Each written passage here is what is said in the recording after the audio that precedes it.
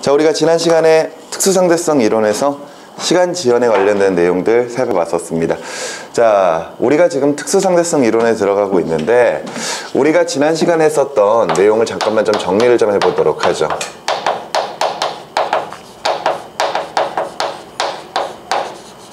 자, 아인슈타인 주장했던 특수상대성 이론은 그 전에 있었던 상대성 원리들을 정리한 내용이라 그랬었어요. 그죠? 그러니까 상대성 원리라고 하는 것은 동일한 좌표계 내에서 항상 동일한 물리적 법칙이 적용이 된다 라는 식의 내용들인데, 사실 정의만으로는 조금 헷갈립니다. 정의만으로는 조금 어려워요. 그런데 선생님이 지난 시간에도 잠깐 좀 이야기를 했었지만 예를 들어 갈릴레이가 실험을 했단 말이에요. 물건을 떨어뜨려 보는 거죠. 그랬을 때 예를 들어 움직이지 않는 그런 배 위에서 물건을 떨어뜨릴 때나, 아니면은 배가 움직이고 있는 상황에서도 물체를 떨어뜨리면 동일하게 물체가 자신의 발밑으로 떨어지는 것을 실험으로 보여줬었죠. 그럼으로써 결과적으로 하나의 좌표계 내에 있는 사람은 지금 현재 자신이 어떤 상황이든지 간에 항상 동일한 물리법칙을 관찰하게 된다, 이런 식의 내용들이었습니다. 그죠? 그런데 우리가 지난 시간에 했었던 내용 중에서 시간의 동시성의 상대성이라는 내용들을 배웠단 말이에요. 그죠? 그러니까 일단 먼저 들어가기 전에 특수상대성 이론의 가설, 아인슈타인이 두 가지의 가설을 세웠었죠. 그지? 그 가설은 꼭 기억을 해둬야 돼요. 첫 번째가 상대성 원리, 좀 전에 선생님이 이야기했었던 내용이었고요. 두 번째가 바로 항상 어느 상태에서나 광속은 일정하다, 광속 불변의 법칙. 이 두 가지가 바로 특수상대성 이론의 가설이었죠. 이 가설은 꼭 기억을 해 두셔야 됩니다. 아시겠죠? 빛은 항상 같은 속도로 움직여요?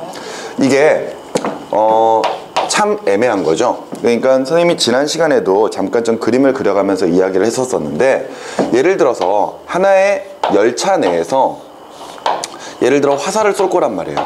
화살을 쏠 거란 말이야. 그랬을 때 우리는 이 어떤 물체의 움직임을 설명을 할 때 상대 속도라고 하는 개념으로 물체의 속도를 설명할 수가 있거든요. 그러니까 이 상대 속도라고 하는 것은 관측자가 느끼는 속도예요. 그랬을 때 그 물체가 실제로 움직이는 속도도 있을 것이고요, 관측자가 현재 처해 있는 상황이 있을 겁니다. 예를 들어서 정지 상태에 있다거나 또는 움직이고 있다거나.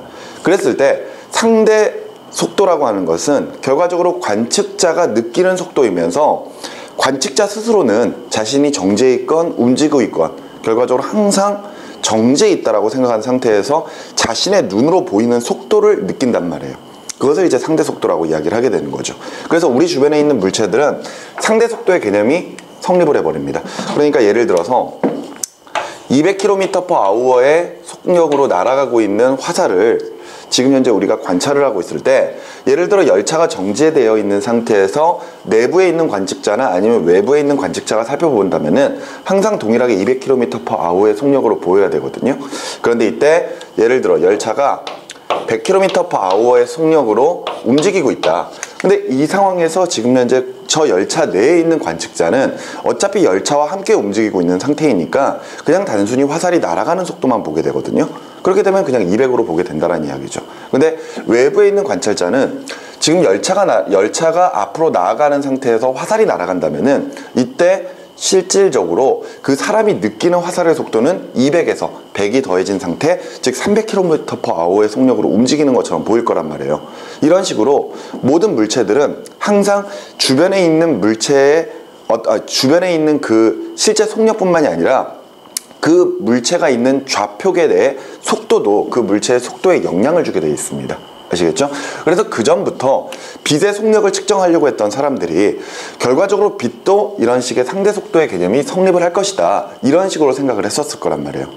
그랬는데 실제 마이클슨과 몰리 실험 같은 이런 실험 같은 것이나 아니면 수많은 사람들에 의해서 결과적으로 광속 자체가 절대 변하지 않는다라는 사실을 알게 된 거죠. 그러니까 광속은 지금 현재 빛이 진행을 하는 어떤 내질이든 간에 그리고 실질적으로 어떤 상황에 처해 있든 간에 항상 모든 사람들이 광속은 C, 즉 3 곱하기 10의 8승 m/s로 관찰을 하게 된다, 이런 것들을 증명을 해낸 겁니다. 오케이? 그래서 지금 현재 열차 내에서 빛이 앞쪽으로 진행을 해 나가는 상태라면은 이때 당연히 관측자가 이 열차 내에 있다면은 광속으로 보겠죠. 그지? 근데 열차가 움직이는 상황에서도 외부에 있는 관찰자도 역시 마찬가지로 이 열차가 어떻게 움직이든지 간에 항상 광속 자체는 동일하게 보인다라는 이런 사실을 지금 현재 광속 불변의 법칙으로 설명을 하고 있는 거예요. 그래서 이 광속 불변의 법칙이 나왔기 때문에 결과적으로 아인슈타인이 특수상대성 이론이라고 하는 것을 정리할 수 있었다라고 생각을 하시면 되겠습니다. 저게 절대적인 거예요? 절대적입니다. 절대적으로 광속은 변하지 않는다라는 기본 법칙이 있어요. 아시겠나요? 좋습니다. 이런 식으로 광속 불변의 법칙이 있고요. 지난 시간에 선생님한테 물어봤었던 것 중에서 이런 내용이 있었거든요. 선생님, 어떤 물체가 움직이는 속도가 광속보다 빨라질 수 있습니까? 라고 이야기를 했었어요. 우리가 지난 시간에 시간 지연, 시간 팽창에 대한 내용들을 배우면서 어떤 물체의 속력이 광속에 근접해야 된다라는 이야기를 하니까 선생님 그러면은 물체가 광속보다 빠르게 움직이면은요? 라고 이야기를 하고 있는데 그렇게 물어봤었는데요. 여기서도 또 하나의 절대적인 법칙이 하나가 있습니다. 바로 물체의 속도는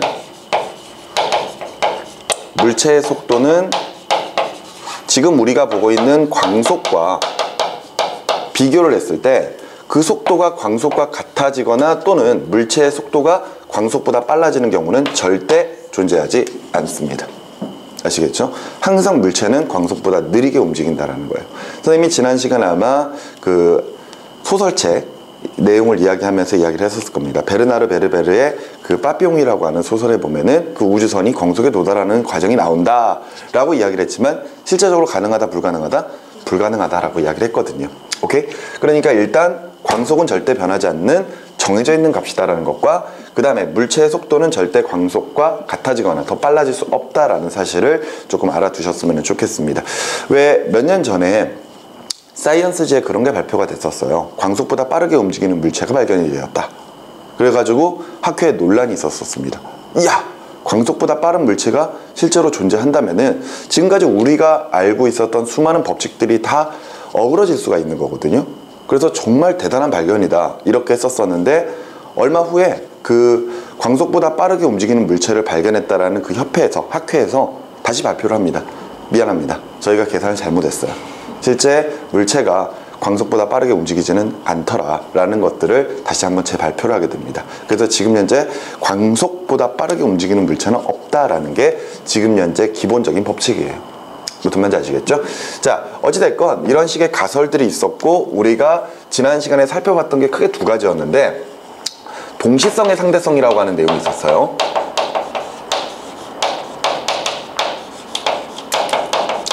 동시성의 상대성. 이게 무슨 이야기였나요?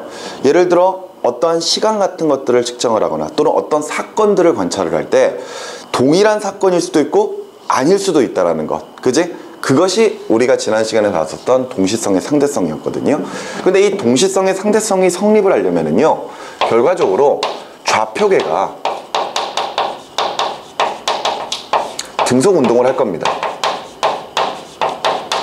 등속 운동을 할 건데 이때 좌표계가 움직이는 속도 자체가 광속과 어때야 된다?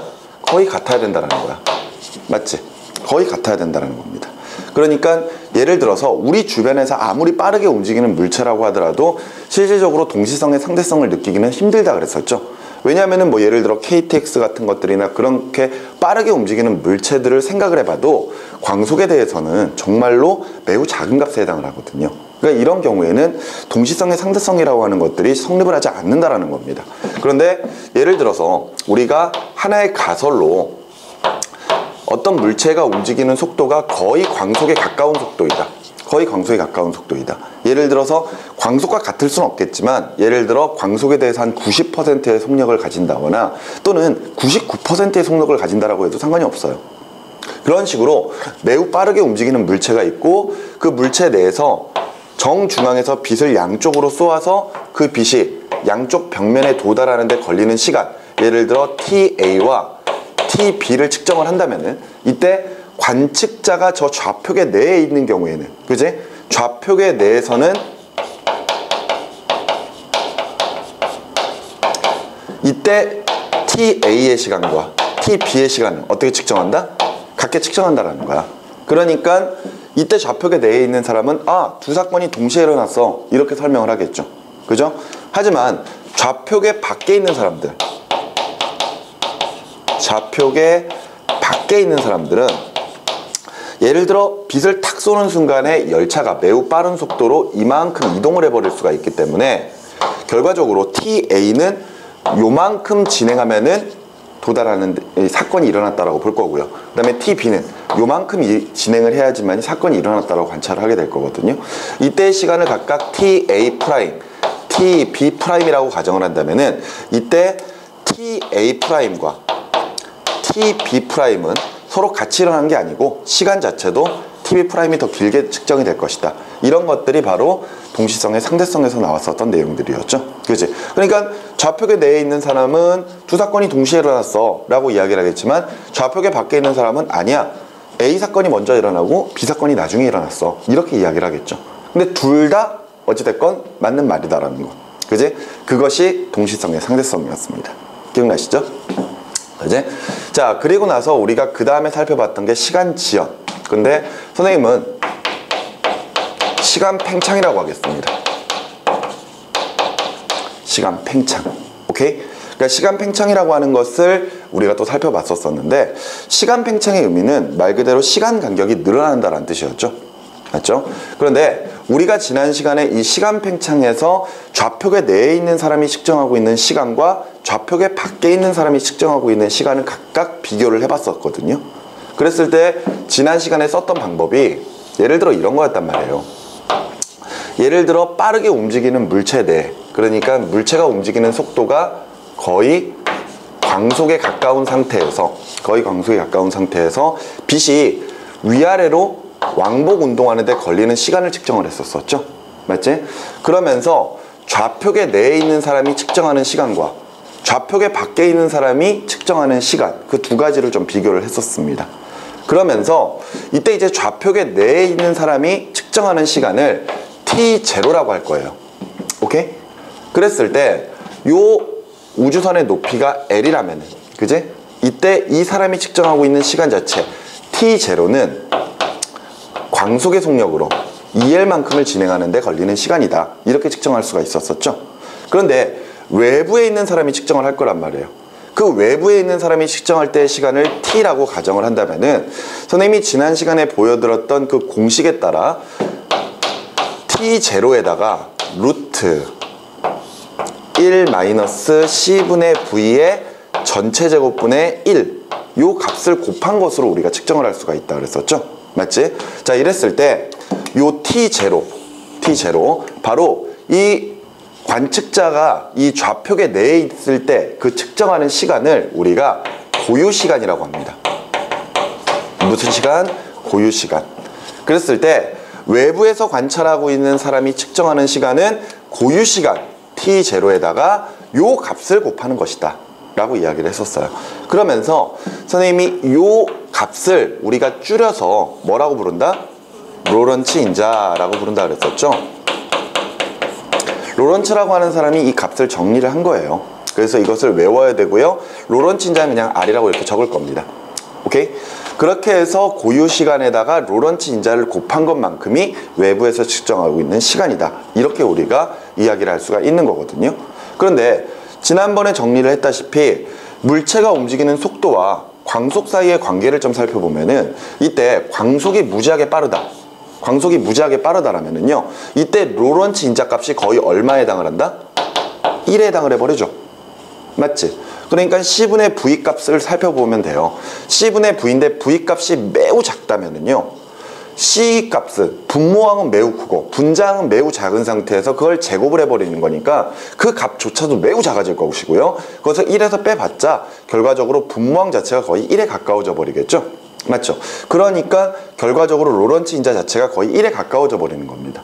그런 경우에는 당연히 그 사람이 외부에서 측정하고 있는 사람의 시간 T와 그 다음에 내부에서 측정하고 있는 고유 시간 T0 값이 어떨 것이다? 같을 것이다. 이렇게 정리를 해볼 수가 있단 말이에요. 그런데 예를 들어 광속과 물체가 움직이는 속력, 물체가 움직이는 속력과 광속을 비교했는데 그 값이 거의 같다면은요. 그죠? 그 값이 거의 같다면은 이때 C분의 V 값을 무시할 수가 없는 값이 돼버리는 거죠. C분의 V의 전체 제곱을 1에서 뺐을 때 그 분모항 자체가 분명히 1보다 작아져 버리게 될 겁니다. 그렇다면은 로런츠 인자값은 당연히 분모항이 1보다 작은 값이 돼버리는 거니까, 그제? 결과적으로 1보다는 무조건 클 수밖에 없을 것이고, 맞지? 거기 고유 시간에다가 1보다 큰 값을 곱해버린다면은 당연히 t 값은 t0보다 어떨 것이다? 클 것이다. 이렇게 이제 정리가 되는 거예요. 여기까지 무슨 말인지 이해가 되시나요? 이게 우리가 지난 시간에 살펴봤던 시간 팽창이거든요. 그런데 이 시간 팽창의 의미를 좀 잘 이해를 하셔야 됩니다. 결과적으로 내부에 있는 사람이 측정하고 있는 시간 t0, 외부에서 측정하고 있는 사람이 측정하고 있는 시간 t. 그랬을 때 그 둘의 관계가 만일 이렇게 나온다면은 그걸 어떻게 해석을 해야 되느냐 이거죠. 오케이? 예를 들어서 지금 현재 이 사람이 시간을 측정을 할 때 시간이 흘렀을 때 얼마의 시간이 흘렀다라고 설명을 할 거 아니에요. 맞죠? 그런데 이때 외부에 있는 사람도 똑같이 시간을 측정을 할 거란 말이에요. 그런데 동일한 상태, 동일한 시간이라고 우리가 생각하는 그 시간 자체도 지금 내부에 있는 사람은 외부에 있는 사람보다 시간을 짧게 측정을 해버리는 거거든요. 그러니까 예를 들어 외부에 있는 사람이 5초를 셀 거예요. 1, 2, 3, 4, 5를 셀 거란 말이야. 근데 문제는 내부에 있는 사람은 그것보다 짧은 시간으로 측정을 한다는 거죠. 그 말은 1, 2, 3 이렇게 가버리는 거예요. 즉 시간 팽창이라고 하는 것은 결과적으로 시간 간격이 늘어나는 겁니다. 시간 간격이 증가를 해버리는 거예요. 즉 1초의 시간 자체가 증가를 해버리는 거죠. 그러니까 외부에 있는 사람은 내부에 있는 사람의 시간이 느리게 간다라고 생각을 할 겁니다. 이해가 되시나요? 외부에 있는 사람은 시간을 5초로 측정했지만 내부에 있는 사람은 3초밖에 측정을 하지 않았단 말이에요. 그렇다면은 외부에 있는 사람이 느끼기에 내부에 있는 사람은 시간이 느리게 가고 있는 겁니다. 맞죠? 그 느리게 가고 있는 것을 시간 팽창이라고 이야기하는 거예요. 이해가 돼? 내부에 있는 사람이 시간이 느리게 간다? 시간 간격이 늘어났다라는 겁니다. 그러면 내부에 있는 사람은 어떻게 측정을 할까? 어떻게 생각을 해야 되는 거야? 내부에 있는 사람은 사실은 자신의 시간이 느리게 갔다라고 생각을 못해요. 맞잖아. 비교 대상이 없으니까. 근데 다만 외부에 있는 사람보다는 시간이 짧게 걸린 거지. 맞죠? 선생님이 지난 시간에도 한번 이런 이야기를 했었을 겁니다. 시간이 느리게 간다, 시간이 적게 흘렀다. 이런 이야기를 했었잖아요. 기억나시나요? 응? 자, 이런 식으로 내부에 있는 사람이 시간이 느리게 가는 현상을 시간 팽창이라고 합니다. 즉, 시간 팽창이라고 하는 것은 빠르게 움직이는 좌표계 내 관측자의 시간이 팽창되는 현상. 그것을 시간 팽창이라고 표현을 하게 되는 거죠. 오케이? 자, 이런 식으로 해서 시간 팽창에 대한 내용들을 우리가 쭉 살펴보았습니다. 자, 이 내용이 지금 페이지 40쪽에 있는 내용인 것 같아요. 그죠? 페이지 40쪽에서 우리가 보는 내용, 특히 제일 마지막에 보시면 시간 지연 방정식이라고 하는 내용이 있는데, 시간 지연 방정식이 바로 요거죠. 맞죠? 그런데 우리가 이 로런츠 인자가 유도되는 과정은 솔직히 크게 신경을 쓸 필요는 없습니다. 대신에 로런츠 인자는 외워둘 필요가 있어요. 아시겠죠? 특히나 로런츠 인자 자체를 R이라고 적는다면은 T는 T0에다가 로런츠 인자 R을 곱하는 것. 그러면서 R 자체를 유도하는 것은 꼭 굳이 외울 필요는 없지만 외워는 두셔야 됩니다. 알겠죠? 이 값 자체를 외워 두시는 게 나중에 문제 풀릴 때 아주 도움이 되실 거예요. 아시겠죠? 아니, 도움이 된다라는 게 아니라 무조건 외우셔야 됩니다. 알겠죠? 내신 문제에서는요, 실질적으로 이 값을 대입을 해서 계산할 수도 있습니다. 계산할 수도 있는데, 예를 들어 평가원이나 아니면 모의고사 문제 같은 경우에는 실질적으로 외워서 푸는 문제들은 안 나오거든요. 그러니까 이런 공식들을 보여주는 경우가 대부분이에요. 그러니까 그런 다음에 이 공식이 어떻게 사용이 될까 이런 것들을 물어보거나 아주 간단한 값들을 대입을 해서 계산을 할 수는 있습니다. 근데 어찌됐건 로런츠 인자는 무조건 외워야 된다라는 거. 오케이? 이해되시죠? 자, 그러면은 우리 한번 예를 한번 좀 들어보도록 할까요? 아주 간단한 값을 한번 넣어서 한번 계산해 보도록 합시다. 예를 들어서 지금 현재 물체가 움직이는 속도가 0.8c 정도 된다고 쳐보자고요. 0.8c. 그리고 나서 지금 현재 내부에 있는 사람으로 해볼까요? 외부에 있는 사람으로 해볼까요? 좋습니다. 외부에 있는 사람이 예를 들어 10년의 시간을 측정을 했어요. 외부에 있는 사람이 10년.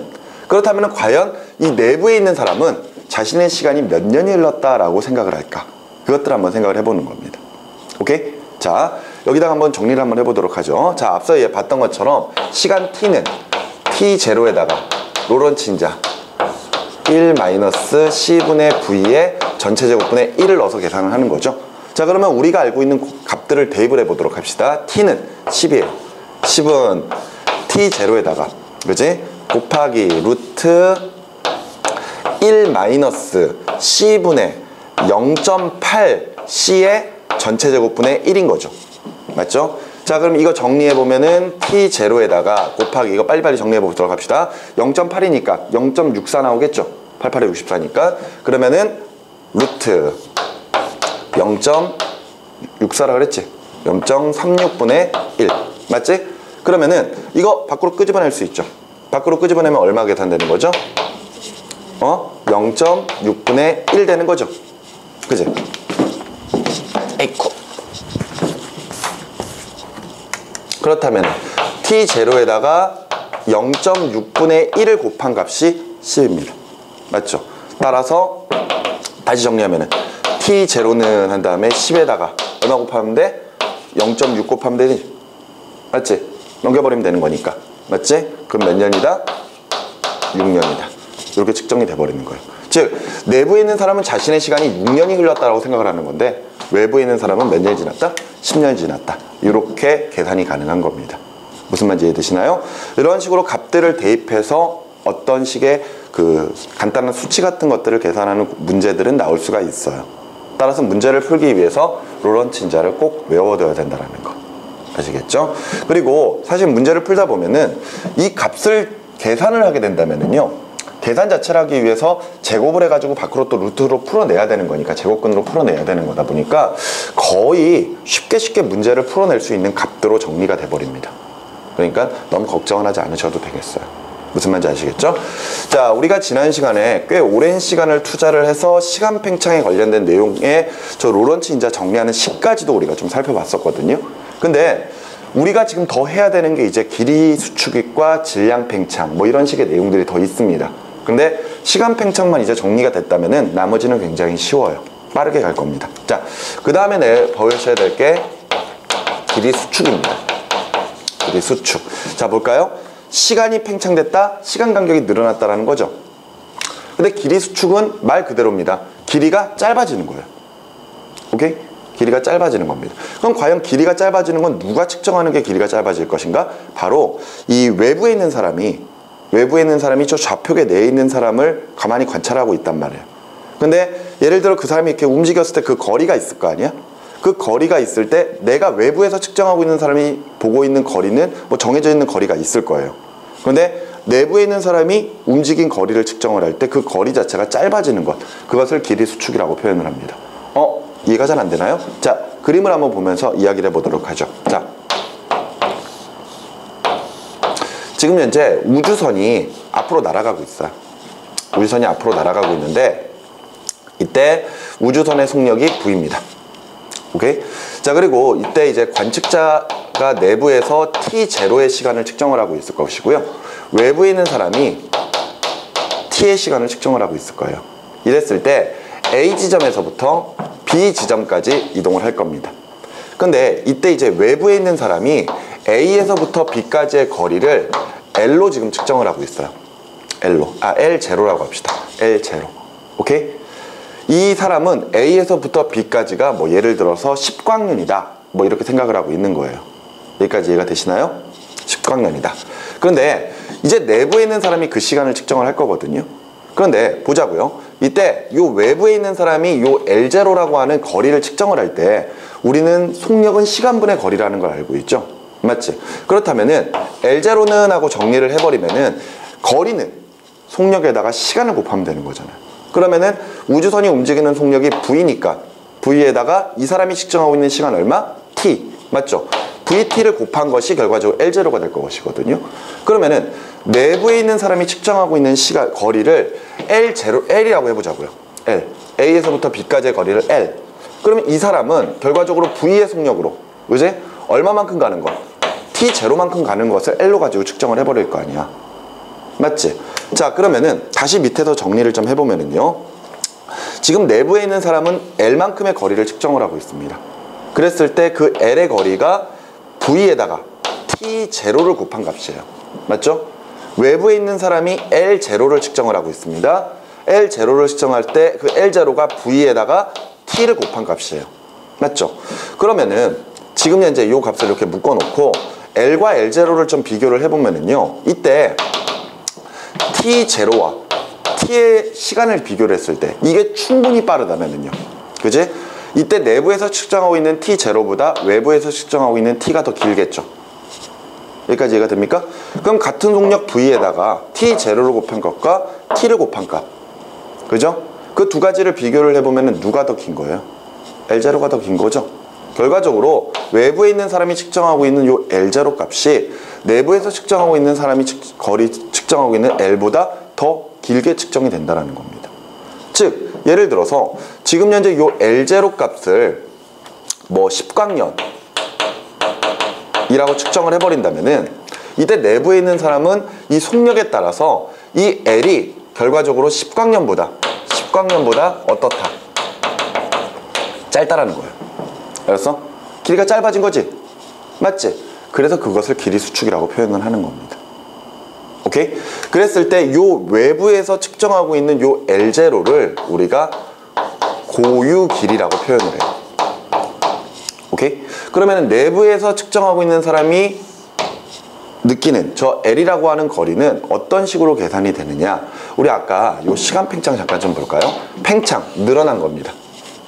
늘어난 공식이 지금 현재 시간 T는 고유 시간에다가 로런츠 인자 R을 곱했었죠. 맞지? 이때 로런츠 인자 R을 곱했을 때 팽창이 됐습니다. 얘는 짧아져야 돼요. 그래서 로런츠 인자에 반비례합니다. 그 말인즉슨 지금 현재 내부에서 측정하고 있는 거리 L은, 알겠어? 외부에서 측정하고 있는 거리 고유 길이 L0에다가 로런츠 인자 R분의 1을 곱해주면 된다. 요게 바로 길이 수축이 되겠습니다. 오케이? 자, 이렇게 정리가 돼버리는 거예요. 오케이? 자, 그래서 다시 정리를 해보면은 L0에다가 로런츠 인자분의 1을 곱하는 거니까 그냥 곱하기 루트 1 마이너스 C분의 V의 전체 제곱을 곱해버리면 되는 거겠죠? 그지? 이거 역수값이니까. 맞지? 그럼 다시 한 번만 정리를 좀 해볼까요? 이때 V의 속력과 C의 속력을 비교를 했을 때 C가 충분히 빠르다면은, 오케이? 그럼 로런츠 인자, 그러니까 로런츠 인자분의 1이죠, 요거. 그지? 로런츠 인자분의 1은 결과적으로 얼마에 가까워요? 1에 가까워져 버리지? 맞지? 그러니까 이때 L과 L0는 어떤가? 같은 값으로 측정이 돼버리는 거야. 여기까지 이해가 되죠? 근데 이때 V의 속력과 C의 속력이 거의 비슷하다면은 로런츠 인자분의 1이 1보다 어떤 거죠? 작은 거지. 맞지? 정리 잘 하셔야 돼요. 로런츠 인자분의 1이 지금 현재 1보다 큰 값이 나올 거란 말이야. 그러니까 로런츠 인자가 1보다 큰 값이 나오면 로런츠 인자분의 1 값은 1보다 작은 값이 나와야 되죠. 따라서 L과 L0를 비교하면은 L0가 더 길어야 되겠죠. 그지? 이런 식으로 정리가 돼버리는 거예요. 이게 길이 수축이 되겠습니다. 되셨나요? 페이지 41쪽에 나와 있는 내용들이죠. 그죠? 특수상대성 이론에 의해 아주 빠르게 달리는 관측자를 정지한 관측자가 관찰할 때 그 길이가 줄어 보이는 현상을 길이 수축이라고 하고요.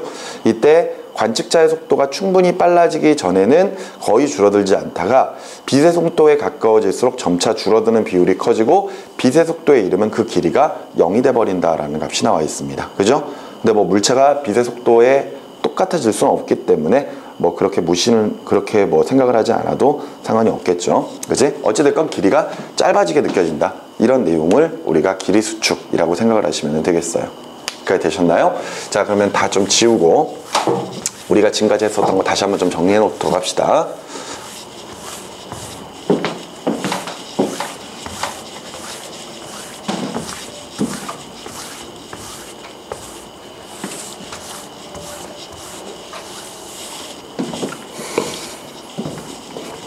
자, 제일 먼저 했던 게 시간 팽창. 시간 팽창은 T는 T0에다가 그지? 로런츠 인자 R을 곱하는 것. 그리고 길이 수축은요, 거리 L에 L0에다가 로런츠 인자분의 1을 곱하는 것. 이게 결과적으로 길이 수축이었습니다. 맞죠? 자, 우리가 이렇게 해서 지금 현재 시간 팽창, 길이 수축까지 두 가지를 좀 살펴보았고요. 오케이? 자, 길이가 짧아집니다. 그리고 나서 그 밑에 네 번째 보면은 질량 에너지 증가의 법칙이라는 말이 나와 있네요. 그죠? 자, 그런데 이 질량 에너지 증가의 법칙을 보기 전에 먼저 봐야 되는 게 질량 팽창이에요.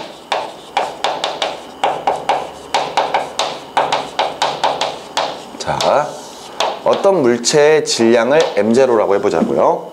알겠니? 그랬을 때 그 M0가 V의 속력으로 움직입니다. 우리가 어떤 질량을 가지고 있는 물체가 움직이고 있을 때 속력을 가진다면은 이때 에너지를 우리가 역학적 에너지 중에 운동 에너지, 즉 2분의 1 mv의 제곱으로 가지고 계산할 수가 있거든요. 맞죠? 그런데 이때 이렇게 질량을 가지고 있는 물체가 움직이고 있는 상태에서 이 물체가 점차 광속에 가까워지기 시작을 한다면요, 이때 이 물체의 질량 자체도 증가를 하게 된다라는 게 바로 이제 질량 팽창이에요.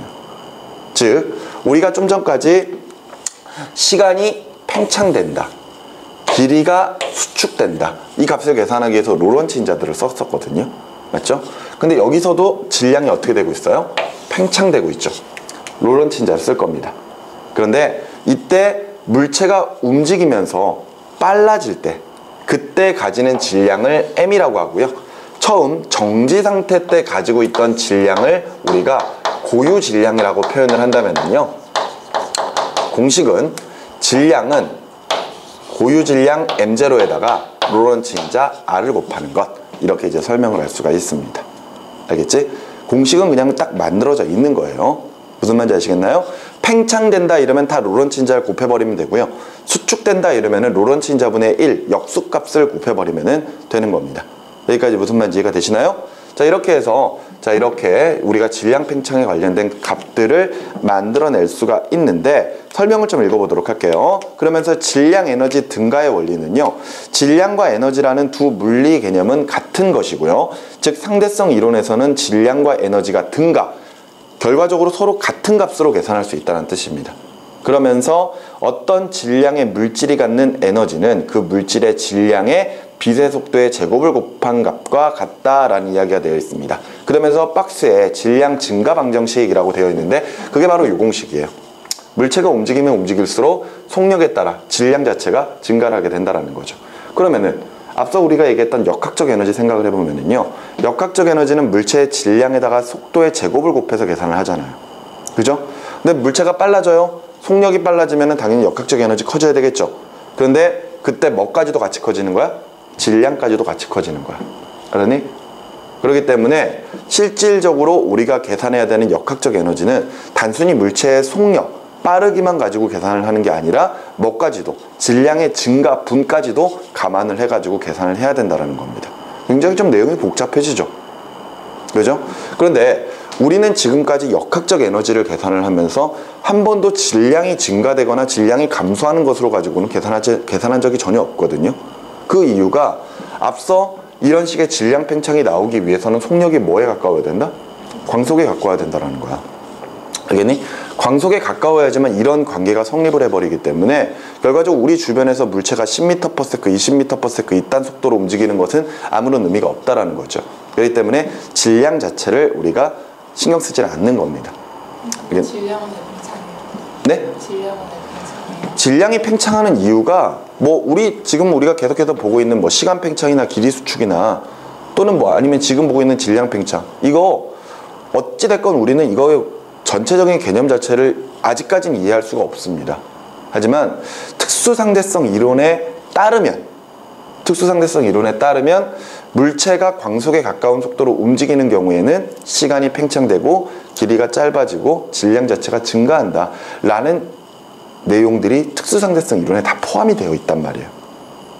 선생님이 우리 특수상대성 이론 들어가면서 아마 그런 이야기를 했었을 겁니다. 이것 자체를 우리가 물리 1에서 배우는 거는 무리다라고 이야기를 했었죠. 그죠? 왜 질량이 증가할까? 설명 못합니다. 아까 시간이나 길이 같은 거는 유도 공식 있잖아요. 그럼요. 유도 공식이 있긴 하지만 여기서는 우리가 그런 유도 공식을 딸 수가 없어요. 너무 복잡하거든요. 그러니까 뭐 선생님이 이 상대성 이론 들어가면서 특수 상대성 이론과 일반 상대성 이론이 있는데, 특수 상대성 이론에 비해서 일반 상대성 이론이 정말 어렵다라고 하면서 일반 상대성 이론은 아예 계산조차도 안 한다 이렇게 이야기했었죠. 그지? 근데 그럼 상대적으로 특수 상대성 이론은 쉬우니까 그럼 계산을 할 수 있다 이렇게 하면서 그 공식을 유도하는 과정, 이런 것들 로런츠 인자를 설명을 해드렸죠. 그죠? 근데 이 로런츠 인자 설명하는 것만으로도 이게 특수 상대성 이론이 설명이 안 돼요. 알겠나요? 그래서 우리가 지금 보고 있는 물리 원 교재를 어느 교재를 살펴봐도 유도 과정이 안 나옵니다. 유도 과정이 전혀 나오지 않아요.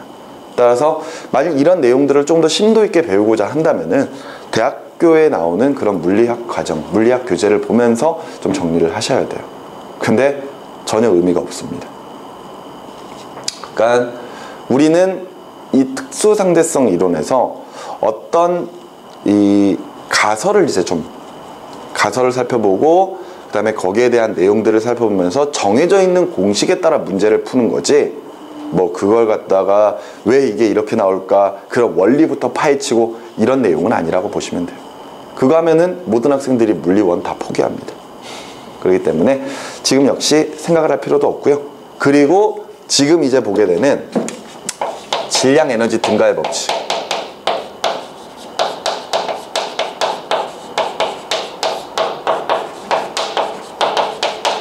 이것도 왜 나왔는지 신경 쓸 필요도 없어요. 그 물체가 가지고 있는 에너지는 그 물체의 질량에다가 광속의 제곱을 곱하는 것, 이게 질량 에너지 증가의 법칙이거든요. 많이 봤잖아요. 에너지는 mc제곱, mc 스퀘어 뭐 이런 식으로 해서 많이 들어본 적이 있을 겁니다. 맞죠?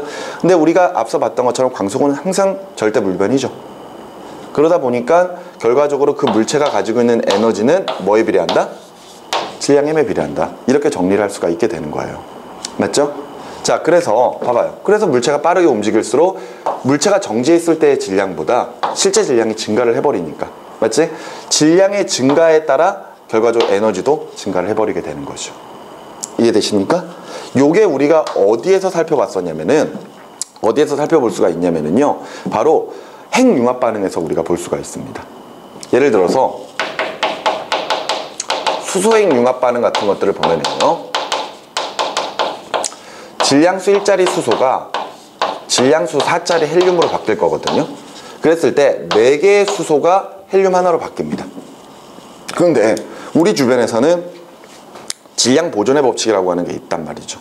수소가 만약 헬륨으로 바뀌었다?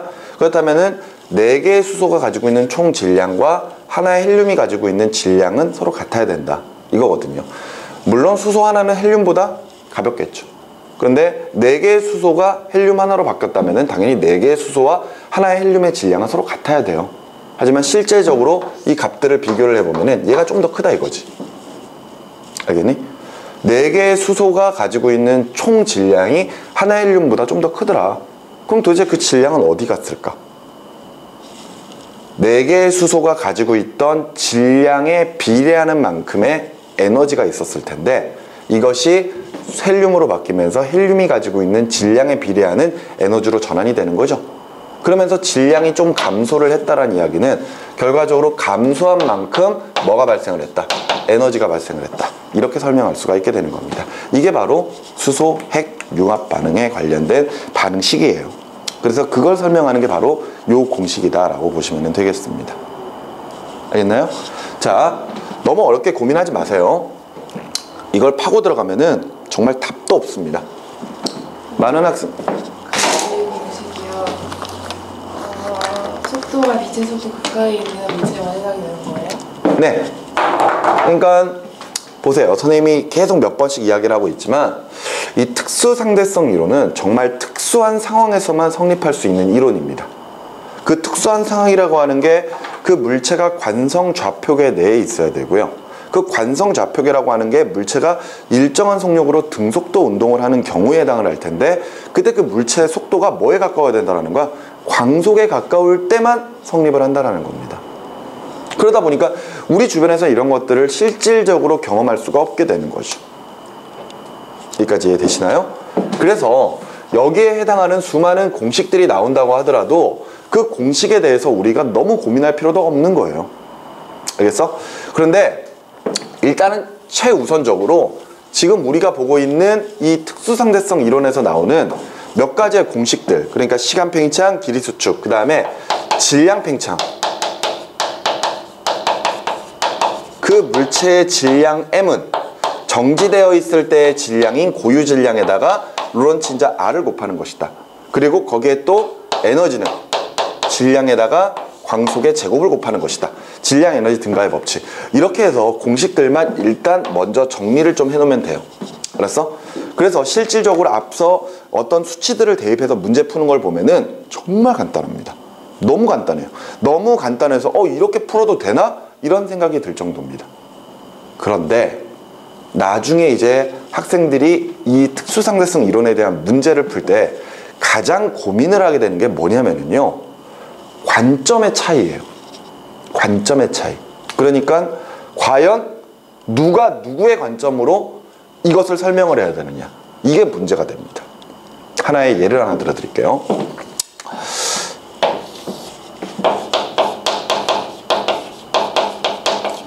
지표면이 있고요. 저기 대기권 바깥쪽, 그러니까 거의 외권 쪽이에요. 외권 쪽에 뮤온이라고 하는 작은 입자가 있습니다. 이 뮤온이라고 하는 것은 빅뱅 이후에 만들어졌던 기본 입자 중에 하나거든요. 쉽게 말해서 전자와 비슷한 녀석이라고 생각하시면 돼요. 그런데 이 뮤온이라고 하는 녀석이 외권에서부터 지표면으로 이렇게 떨어질 건데, 문제는 이 뮤온이라고 하는 녀석의 속력이 거의 0.99C에 달합니다. 그러니까 광속의 99%의 속력을 가지고 있다고 생각하시면 돼요. 오케이? 자, 그런데 이런 어마어마한 속력을 가지고 있는 뮤온이 지표면으로 떨어질 거거든요. 그런데 자, 이때 뮤온이 아무리 빠른 속력을 가지고 있다고 하더라도 이 뮤온의 수명 자체가 거의 0에 수렴할 정도로 매우 작습니다. 그러니까 순간적인 상태로 뮤온이 존재할 수는 있는데 그 뮤온 자체가 수명이 너무 짧은 거예요. 그러면은 아무리 빨리 움직인다고 하더라도 수명 자체가 너무 짧다 보니까 외권에서 지표면까지 떨어지는 데는 충분한 시간이 안 된다는 거예요. 그러면은 절대 뮤온은 지표면 근처에서 발견이 될 수가 없다라는 결론이 놓이게 되거든요. 그런데 문제는 뮤온들이 지표면 근처에서 관찰이 된다라는 거지. 오케이? 자, 뮤온이 외권에서 지표면으로 떨어질 때 아무리 빠른 속도로 움직여도 수명 자체가 너무 짧으니까 그 짧은 시간 동안 움직여봤자 지표면까지는 못 떨어져요. 그런데 지표면 근처에서 뮤온들이 발견이 된다 이거지. 그럼 과연 이거는 어떻게 설명할 수 있을 것인가? 이것을 특수상대성 이론으로 설명할 수 있습니다. 앞서 이야기했던 것처럼 뮤온의 속도가 광속에 가깝죠. 그러니까 우리는 저 특수상대성 이론에서 배웠었던 저런 공식들을 통해서 우리가 설명을 할 수가 있거든요. 그랬을 때 관점 자체의 차이가 있습니다. 무슨 관점의 차이가 있냐면요, 예를 들어 지표면 근처에서 한 관측자가 뮤온을 관찰한다. 그러면은 이때 뮤온의 수명 자체를 T0, 고유 시간이라고 하고, 그러니 이때 지표면 근처에 있는 사람이 측정하고 있는 뮤온의 수명을 T라고 한번 해보도록 하자고요. 그러면 이때 0.99C의 속력으로 움직여 버리니까, 맞지? 이때 이 사람이 측정하고 있는 시간 T와 그 다음에 실제 뮤온의 수명인 T0를 비교하면 누가 더 길어요? T가 더 길겠죠. 이게 무슨 이야기일까요? 실제 수명보다 더 오랫동안 떨어질 수 있다는 거죠. 맞죠? 예를 들어 수명이 뭐 그렇게까지는 안 되겠지만 1초도 안 되는 극도로 짧은 순간이지만, 예를 들어서 수명을 2초라고 해봅시다. 그럼 얘네들은 1, 2 하는 동안에 없어져야 돼요. 수명이 끝났으니까. 근데 지표면에서 관찰하고 있는 사람은 그 시간 자체가 길게 측정이 돼버리는 거야. 1, 2, 3, 4, 5초로. 알았어? 근데 대신에 이 사람이 보는 뮤온의 시간은 1, 2가 아니라 어떻게 그러고 있는 거죠? 1, 이렇게 흘러버리는 거지. 시간 간격이 늘어나 버리니까. 그렇기 때문에 그동안 충분히 물체가 미온이 지표면으로 떨어질 수 있다. 이렇게 설명할 수 있는 겁니다. 관측자가 지표면에 서 있는 경우에는요, 시간 팽창으로 미온을 설명할 수가 있어요.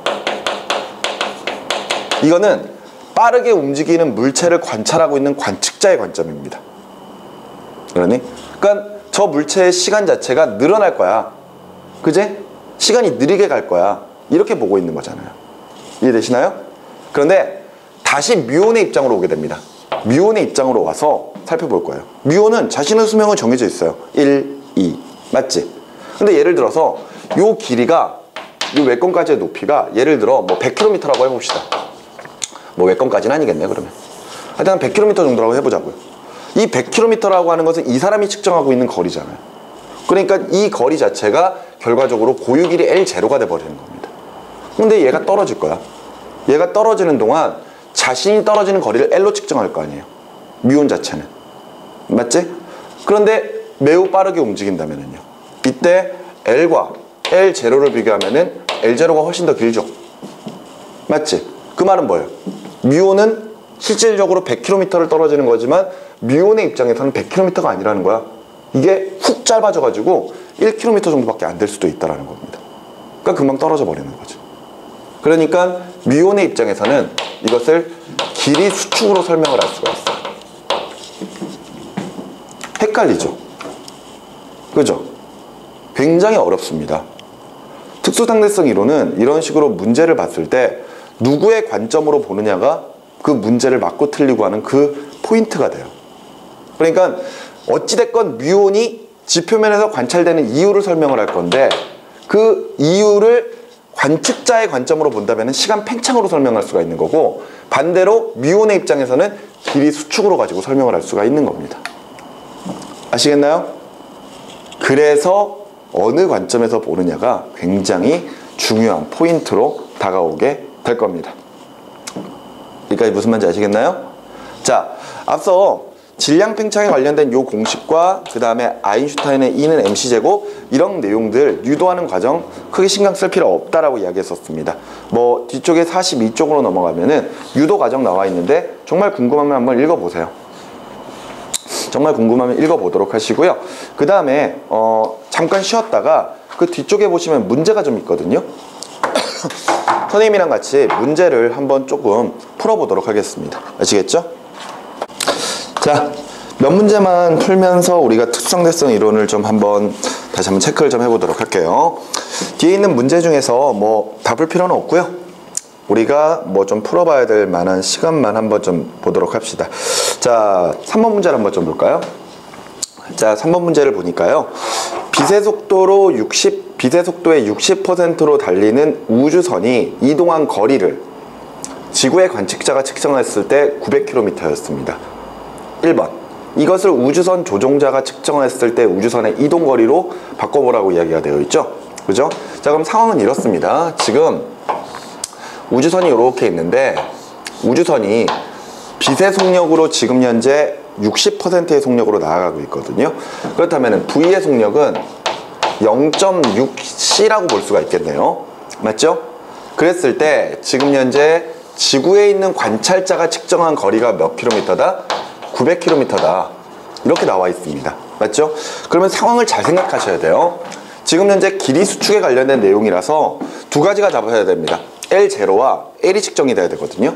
이때 L0 고유 길이는 정제한 관측자가 측정하는 거리예요. 그러니까 요 900km가 결과적으로 L0가 되는 거겠죠.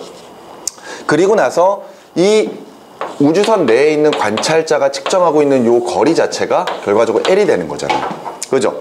그러면 우리는 길이 수축이라고 하는 과정을 통해서 그러면 L0보다 L이 짧아야 되겠구나 이렇게 생각할 수가 있겠지. 그럼 무조건 900km보다는 L이 짧아야 됩니다. 맞죠? 그래서 거기에 있는 값 중에서 900km와 980km는 답이 될 수가 없는 거죠. 그죠? 그런 다음에 이제 식을 정리를 해보도록 하죠. 자, L은 L0에다가 로런츠 인자분의 1을 곱하는 거죠.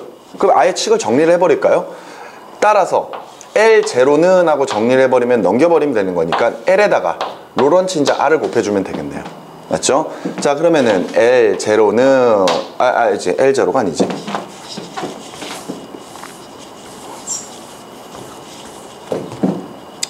우리가 측정해야 되는 게 L이죠? 그냥 가면 되겠네. 맞지? 그냥 가면 되겠죠? 자, 그러면은 L은 하고 정리해주면은 900km 곱하기, 그죠? 로런츠 인자분의 1이니까 루트 1 마이너스 C분의 속력이 얼마? 속력이 얼마? 0.6C의 전체 제곱. 맞죠? 그러면은 다시 정리해보면은 900에다가 곱하기 이거 해보면은 0.6의 제곱은 66에 36 그러면은 0.64니까요 밖으로 빠져나오면은 0.8 되겠죠? 그지? 따라서 L은 얼마가 측정이 된다? 98에 72 720km로 측정이 된다. 이렇게 값이 나오겠네요. 그죠? 그래서 내부에 있는 사람은 이 값을 720km로 보고 있겠구나. 이렇게 이제 볼 수가 있겠습니다. 되셨죠? 자, 이렇게 해서 지금 현재 1번의 답은 720km라고 볼 수가 있을 것이고요. 자, 그 다음에 이제 두 번째. 지구의 관찰자가 측정을 했을 때 우주선이 이동하는 데 걸리는 시간 t0와 우주선의 조종사가 측정했을 때 우주선이 이동하는 데 걸린 시간 t를 옳게 짝지은 것은 하고 물어봤습니다. 요거 문제 좀 잘 읽어봐야 될 것 같은데 지구의 관측자가 측정했을 때 우주선이 이동하는 데 걸리는 시간을 t0라고 하고 있어요. 맞죠? 근데 우리 원래 시간 팽창에서 요 고유 시간과 시간 t는요 이런 식이었죠. 예를 들어서 빠르게 움직이는 물체가 있고 이 내부에 있는 사람이 측정하고 있는 시간 자체가 t0였잖아요. 맞죠? 그리고 외부에 있는 사람이 측정하는 시간 자체가 t였습니다. 맞죠? 그러니까 지금 여기서는 t0라고 나와 있지만 이 t0 값이 뭐에 해당하는 거야? 요거에 해당하는 거지. 맞지? 헷갈리면 안 돼요. 이게 t0가 될 것이고요. 그 다음에 이 사람이 측정하고 있는 t0가 뭐에 해당한다? t가 돼야 된다. 이렇게 측정을 해야 될 거 아니야. 그랬을 때 걸리는 시간 t는 하고 물어봤는데 이거 계산할 필요 없습니다. 계산하지 말고 이렇게 가도록 합시다. 자, 지금 보면은 지금 현재 요 관측자는 요 내부에 있는 관찰자는 거리를 얼마로 보고 있어요? 720km로 보고 있죠. 맞지? 그러면은 우리가 지금 현재 광속이 지금 3 곱하기 10의 5승km/s가 되는 거니까 결과적으로 시간 t는 저 사람이 측정하고 있는 시간 t부터 볼까요? 이게 t가 지금 뭐야? 원래는 t0야. 무슨 말인지 알겠니? t0입니다. 이 t는요 시간은 속력분의 거리가 되는 거니까 그지? 속력은 얼마? 3 곱하기 10의 5승 km/s죠. 맞죠? 그리고 나서 거리는 얼마로? 거리는 얼마로? 720km로.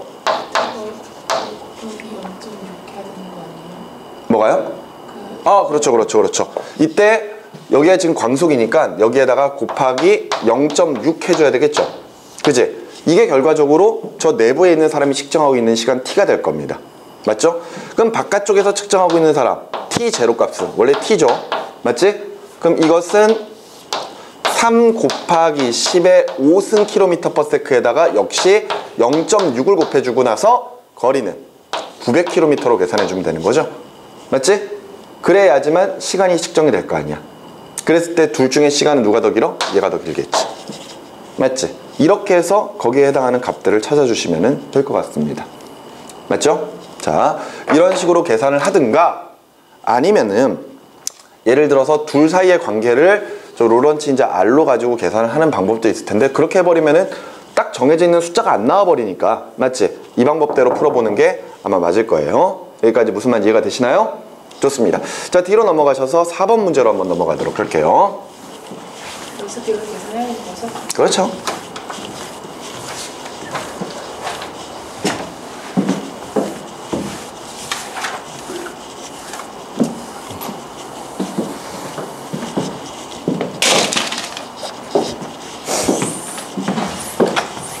물리는 그 상황에서 어떤 공식들과 어떤 법칙들을 사용하느냐가 중요한 거고 그리고 나서 풀이해 나가는 과정은 그냥 산수입니다. 그죠? 수학이 아니에요. 많은 학생들이 물리가 자꾸 수학이랑 연결이 된다라고 생각을 하는데 우리가 지금 하고 있는 물리는 수학이랑 전혀 상관이 없어요. 진짜로 덧셈, 뺄셈, 곱셈, 나눗셈만 잘하면은 풀어지는 문제입니다. 선생님 덧셈, 뺄셈, 곱셈, 나눗셈 정말 어려운 것 같아요. 너무 어렵습니다. 그래서 이런 문제는 직접 하도록 하시기 바라고요. 아시겠죠? 4번으로 한번 가보도록 할까요? 다음 그림은 움직이는 로켓의 바닥에서 빛을 쏘아 천장에 있는 거울에 반사시켜 왕복하는 데 걸리는 시간을 로켓을 타고 있는 관측자 A와 정지한 관측자 B가 측정하는 것이라고 되어 있습니다. 자, 이거네요. 우리가 앞서 시간 팽창에서 설명을 했었던 것. 그지? 자, 지금 요 관측자 A가 내부에서 시간을 측정을 합니다. 어떤 것? 요렇게 왕복하는데 걸리는 시간을. 맞죠? 그리고 지금 현재 B는요. 우주선이 여기에서부터 여기를 지나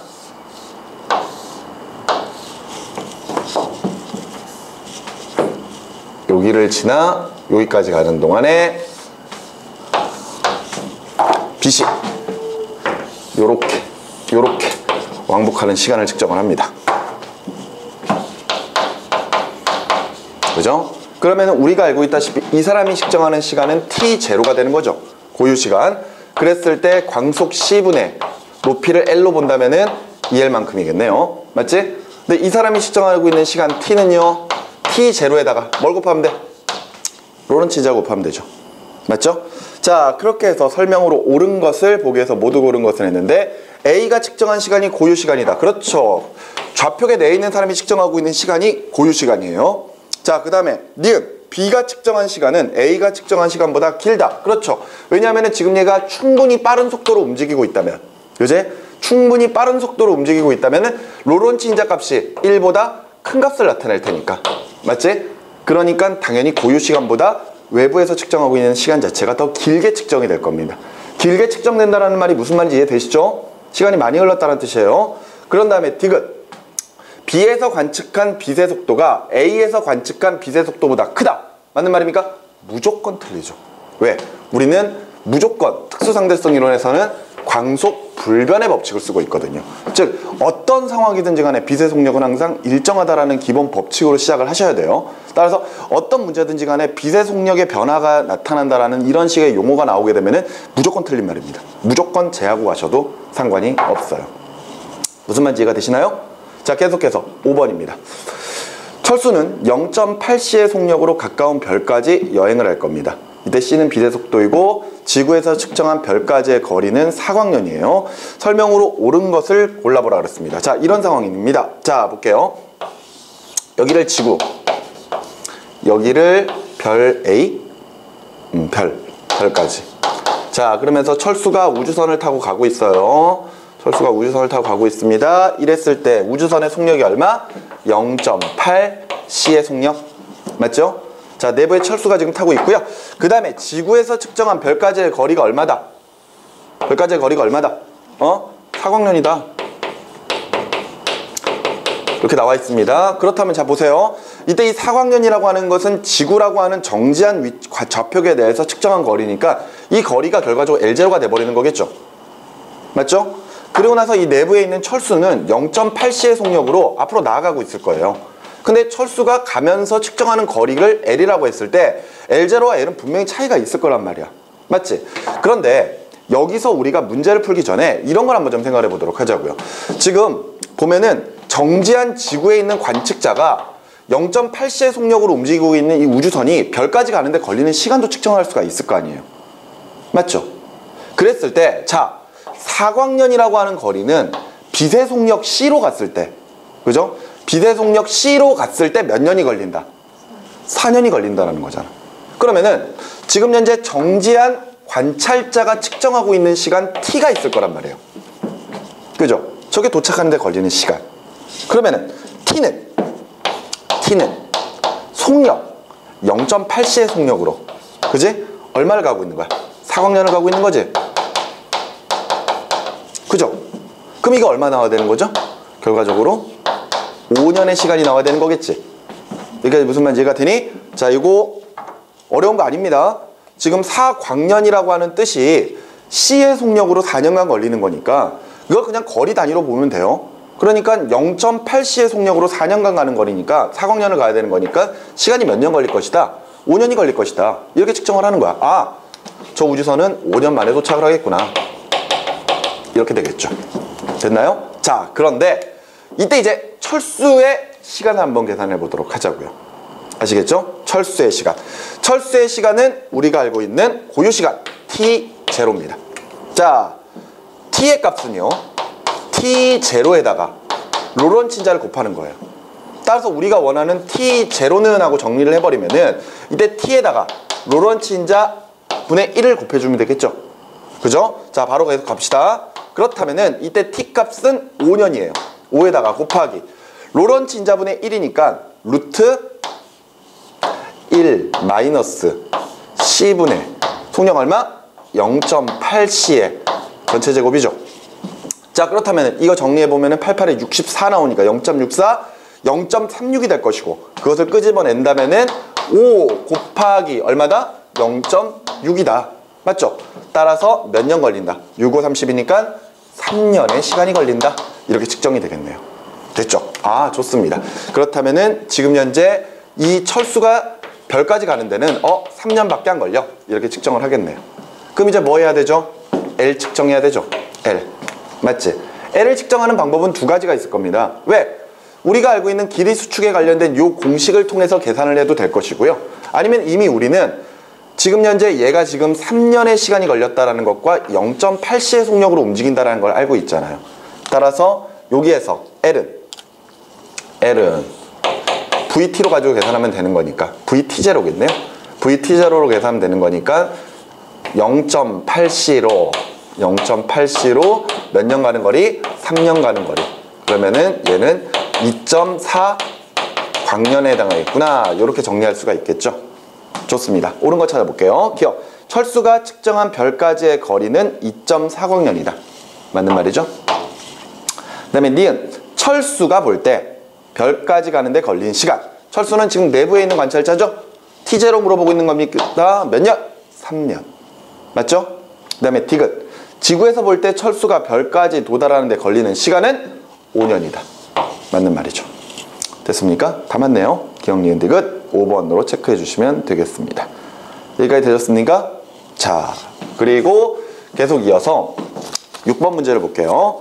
다음 그림은 우주선에 타고 있는 관측자가 측정한 우주선의 모양을 나타낸 것으로 X, Y축의 길이가 각각 50m와 30m입니다.